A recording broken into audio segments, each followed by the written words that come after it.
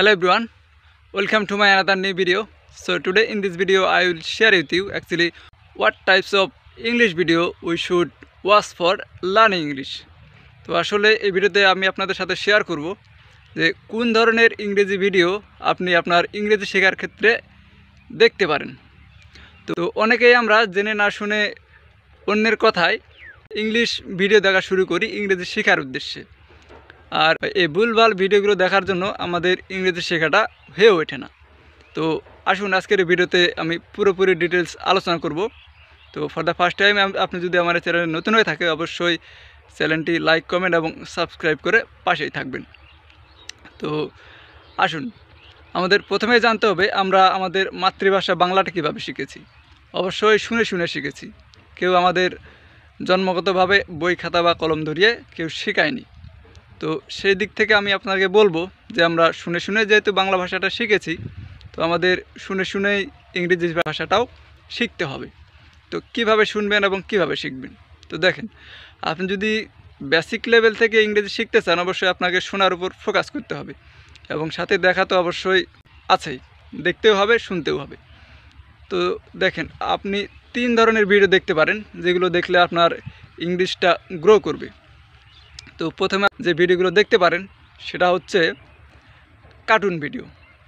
এই দেখেন, কার্টুন ভিডিওগুলো একদম ছোট বাচ্চাদের শেখানোর উদ্দেশ্যে মেক করা থাকে। ছোট বাচ্চাদের ইংলিশ শেখানোর জন্য অনেক কন্টেন্ট ক্রিয়েটর তাদের ভিডিওগুলোকে খুব সুন্দর করে বেসিক সেন্টেন্সগুলো থেকে শুরু করে একদম বেসিক লেভেলের সব ইংলিশ আলোচনা তাদের ভিডিওগুলোতে উপস্থাপন করে থাকেন।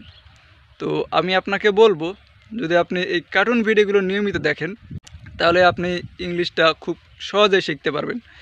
কার্টুন ভিডিও একদম বাচ্চারাও শিখতে পারে।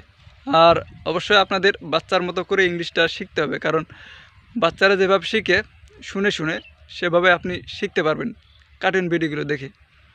আর দ্বিতীয় নাম্বার যেটা বলবো সেটা হচ্ছে শর্ট ইংলিশ ড্রামা।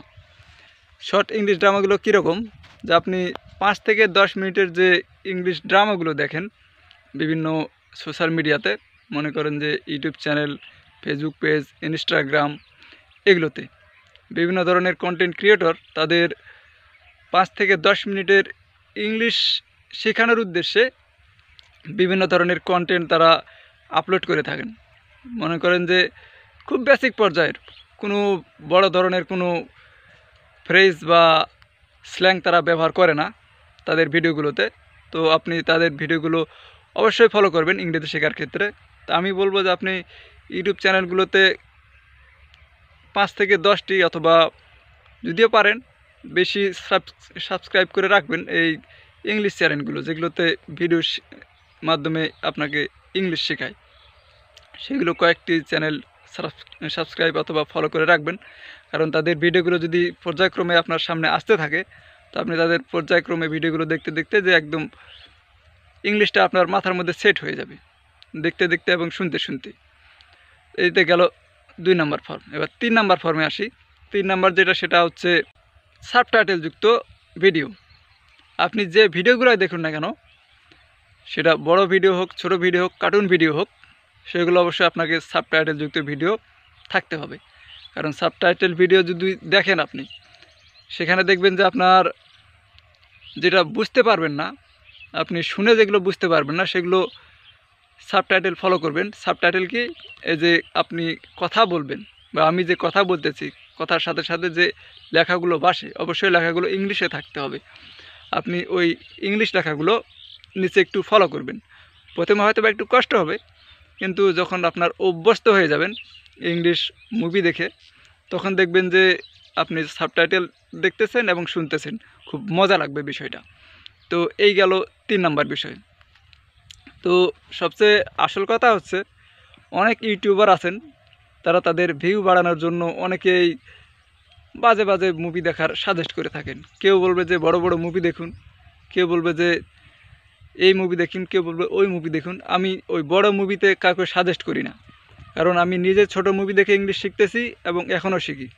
আমি সেদিক থেকে আপনাকে বলবো যে আপনি ছোট মুভিতে ফোকাস করুন। 5 থেকে 10 মিনিট, যদিও হাইস্ট হয় আধা ঘন্টা বা 20 মিনিট, এরকম কোনো ভিডিওগুলো দেখবেন, তাহলে আপনার মনোযোগটা সেখানে থাকবে। যখন বড় মুভি দেখতে যাবেন তখনই আপনার মনোযোগ হারিয়ে যাবে। তো সেদিক থেকে আপনাকে বলবো যে আপনি ছোট মুভিগুলো দেখবেন, অবশ্যই সাবটাইটেলযুক্ত মুভিগুলো দেখার চেষ্টা করবেন। তো এতক্ষণ ধরে আমার ভিডিও দেখার জন্য ধন্যবাদ সবাইকে। আর অবশ্যই হ্যাঁ, লাইক করতে অবশ্যই ভুলবেন না। Bye bye.